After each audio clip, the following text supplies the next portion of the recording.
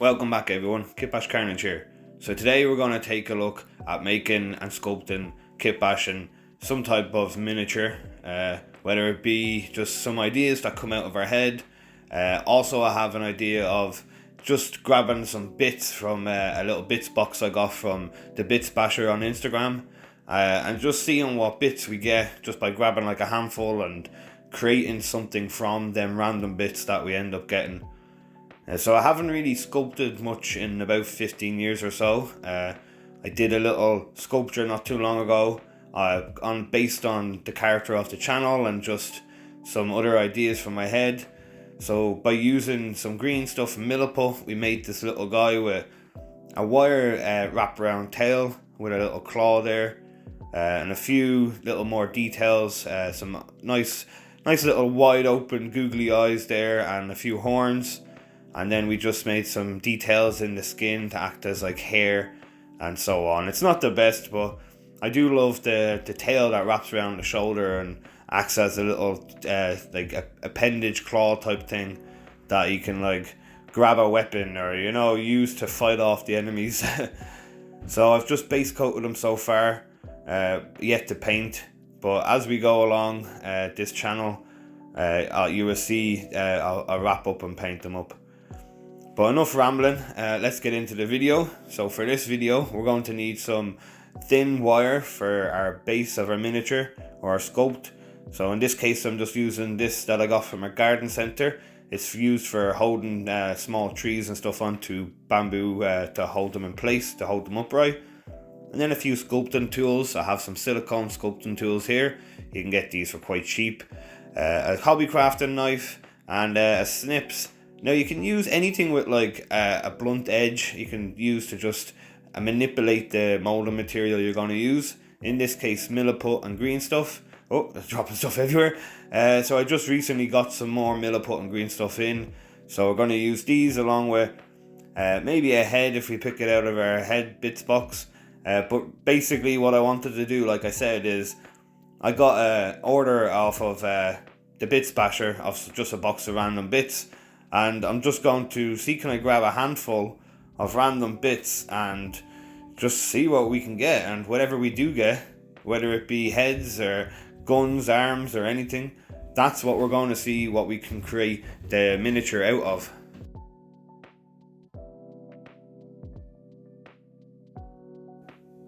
So we just move a few bits out of the way in order for us to be able to just reach in and grab a nice handful here and see what we can get. So as we reach in, we'll just see what we can get. Lots and lots of bases and random bits, but we'll take out the bits that we're not going to use and see what we can use from this handful of stuff. And then along with our imagination, creativity, we're just sculpt something or try to create something out of all this. So we've got a few decent bits here. You've got a piece of a sword there. Was it a scabbard or no? I don't know, but random name, saying random names now. Then it looks like a cool little head. I don't know if it's from an obliterator or so. I don't know, but correct me if I'm wrong. And then there's some Nurgle army kind of chest plate there. So all this stuff we can just pick what we think we can use out of this handful, and then just stick some stuff together. And like I said, we'll see what we can create out of the few bits that we have and our raw materials and our imagination and creativity.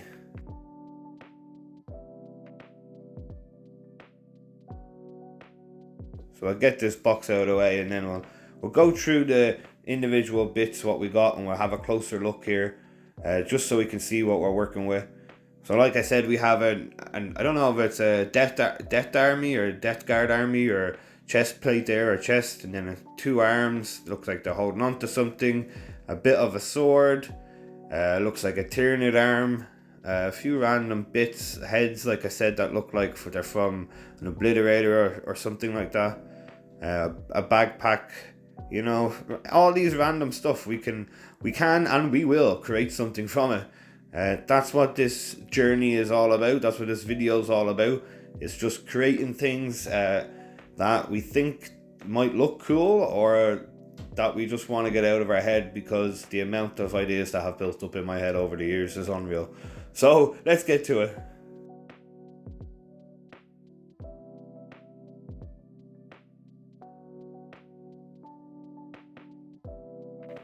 So to start off with, we're going to use a nice thick paper clip here as the base.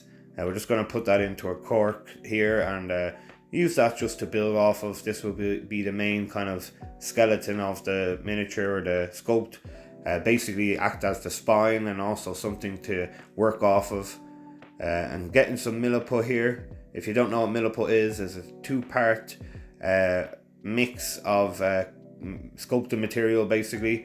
So yes, you should wear gloves or something like that, but use the proper PPE when working with these materials. But as you know, KitbashCarnage, we just do this as we go.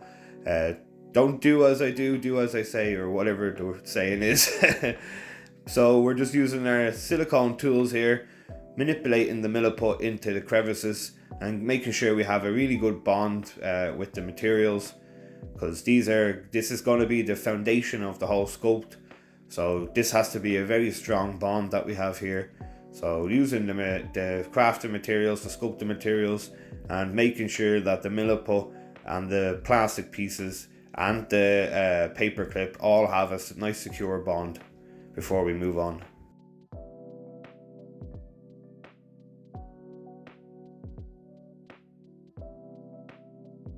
So I found this weird kind of tentacly thing, whatever.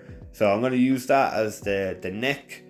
And I was thinking at the start of actually using the ball bit there at the end of that neck piece as the head. But then, as you will see later in the video, I tend to use part of the actual piece and not the ball bit at the end there. I verge off because I end up finding more bits just lying around, so we verge off into another segue, and it ends up looking much better than I would have thought of looking if I used just the ball bit at the end of this neck appendage bit we have here.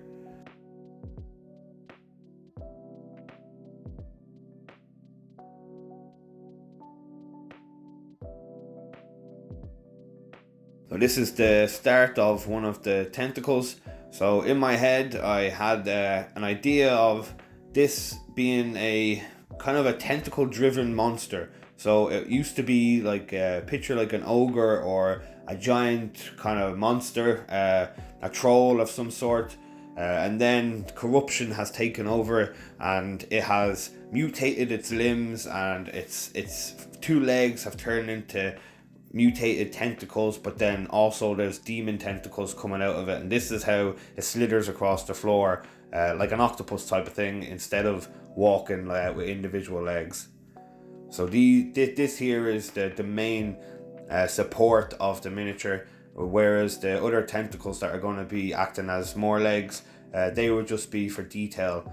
So that's why we're using milliput for the longer leg, as you see there reaching down to the cork.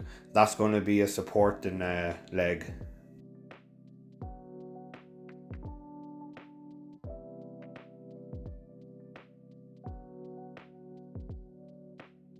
So I like to roll my milliput into these like sausage formation type things. Just roll it out into thin strips and then adding bits and bits on to your miniature or your sculpt.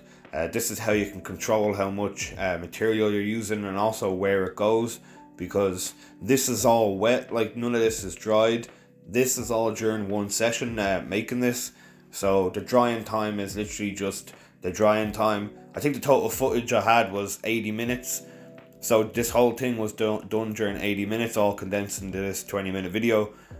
So a lot of the time I don't recommend doing it this way because of what I'm about to say, because a lot of the time I would do a lot of details and then you'd stick your finger in it and you'd have a huge thumbprint, and all that hard work you just went through sculpting a specific part into nice details, you've now leaned on it with your grubby fingers. And yeah, sorry about the little flashes there. That was me trying to figure out a different lighting for the miniature, because some of the details I'm putting in right now you can't see with the light right now, but it doesn't matter because some of them details ended up getting squished with my grubby fingers.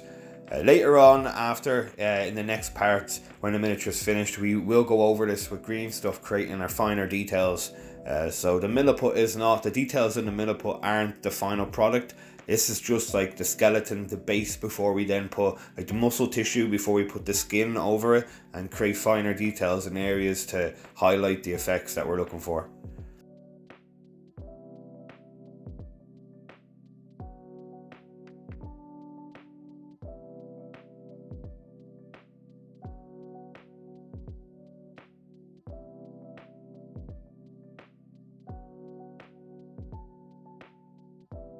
So just you mixing more milliput in here.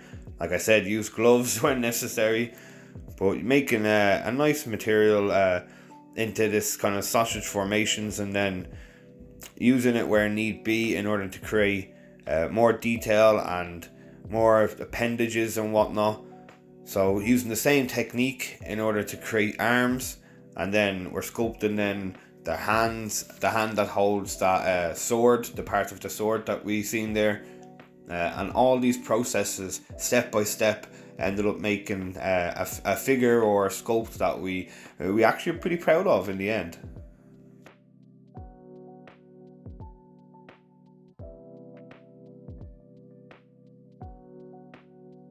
So using our silicone tool just to scribe or mold or indentate some details into the miniature here. As I said, we also need to make sure that we have a good clear bond with the casting material and the material you're trying to bond to, which is the plastic in this case. So this is why you can see us going over in the corners and making sure it's firmly pressed against stuff. It's in them gaps, and we're filling in any gaps that we need filled in, and then we go over and mold the shape that we want.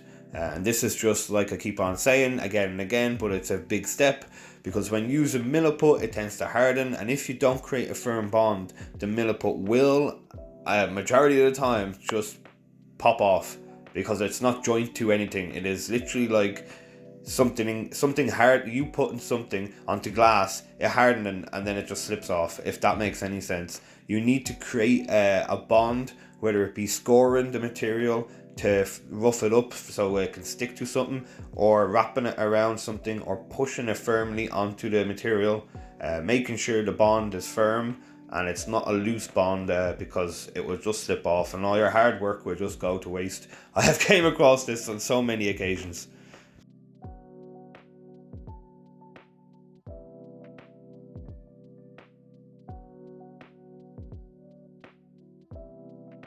So using a few of them bits that we have here just to make a nice shoulder pad, giving the sculpt some more detail and bringing the whole idea to life. Then using our hobby crafting knife here just to remove some milliput that's gotten some details of the chest plate that we have here.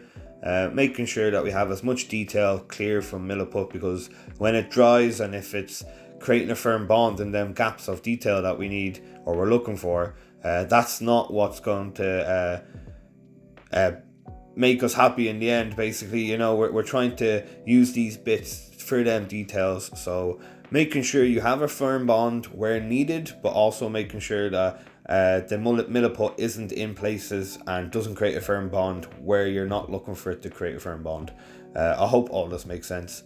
I've also said an awful lot about not discarding random bits of green stuff or milliput. Just roll it into balls or little strings and stuff. And here's a case of one of them things coming in handy. So this piece of green stuff is just a dried up piece of green stuff that was lying around in my little dried up green stuff box. And I'm going to use that as a saddle for the rider that we're going to make here.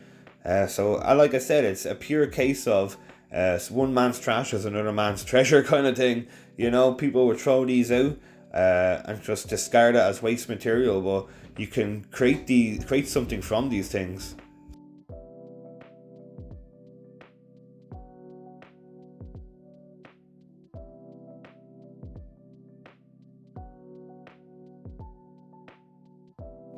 And drilling a hole through the legs here, with some armature, or not armature wire, just paperclip wire, And then using milliput and making sure everything fits perfectly here for our little rider or goblin monster rider guy.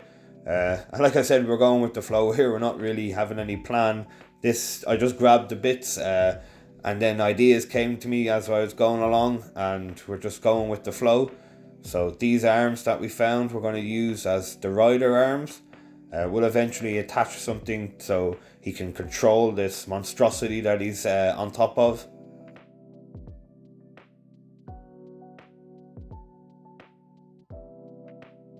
And then using some more milliput just to bridge the gaps there between the bits we're joining, making sure we have that firm bond again. And I do apologise for saying that so many times, but it's so important when working with milliput especially, or casting material that dries up rock hard, is creating that bond between the two.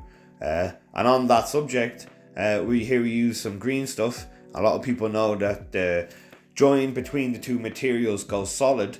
So we will cut that away and use the good stuff, and then the other stuff that people would throw away, we'll roll that into our little balls of, in inverted commas, waste material, keep that somewhere else, and then when that dries out, we can use that for future projects again. So nothing really should go to waste. You should use stuff to its bare minimums, use everything. These green stuff containers, once one of them's empty, I will use the other as something, whether it be epoxy resin sculpting case for like some type of diorama, or a dice carry case, something. You can use everything for something. It's just you have to think of how you're going to use it. At some point, you have to throw stuff away. Don't become a hoarder. But these materials aren't cheap, so try and use them to the best of your ability.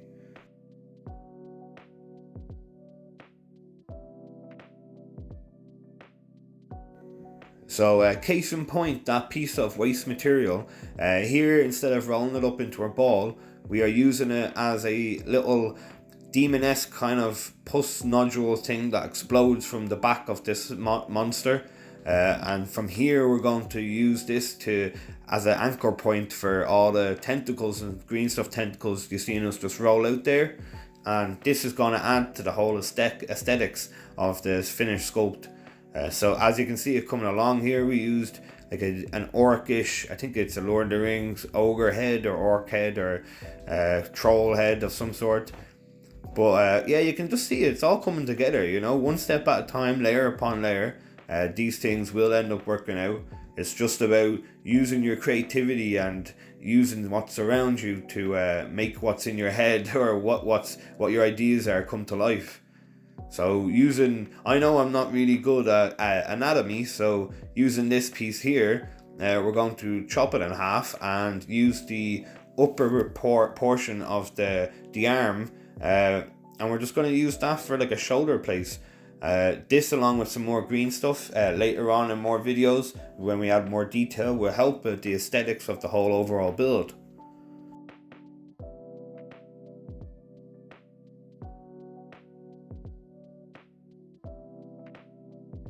So pre-sanding or pre-filing it down just so we have a flush material, as flush as we can, and then dremeling some pieces out so it can fit right into the milliput piece there, the shoulder. Apologies for the bad placement and camera angle, but you can see what we're doing here, just taking bits of material away in order so we can get a good placement of the shoulder there. And here you can see some green stuff tentacles being made. And these are just going to be coming out of that pus nodule that we made, or the open wound in the back there of the waste material. And I'm too lazy to waste, so we're just using some hot glue to keep these secure. Hence KitbashCarnage channel, we can do this here. But using some hot glue just to... This kind of adds to the whole aesthetic as well. People tend to not realize that when a lot of the stuff you're doing is based off of a decayish kind of gore-ish, demon-esque kind of mutated stuff, characters, world, realm, that's what we're all doing. That's what we're doing here on this channel. Stuff that is gory and looks like pus nodules and droops of blood or gore. Like, this all adds to the aesthetic. So you might think what we're doing here is quite messy. It is quite messy. The amount of strands of hot glue that we have to avoid and take off the sculpt that we're doing here, but it all ends up turning out okay in my opinion. And this is what we have in the end, the so-called finished product, the base of the sculpt, before we add more finer details down, which will be in the next videos to come. I do really appreciate you all listening to me ramble on and watch my crazy antics come to life. Leave a like and a comment and ring that notification bell, and let me know of any ideas that you want to see in the future. Thank you again, everyone. See you in the next one. KitbashCarnage out.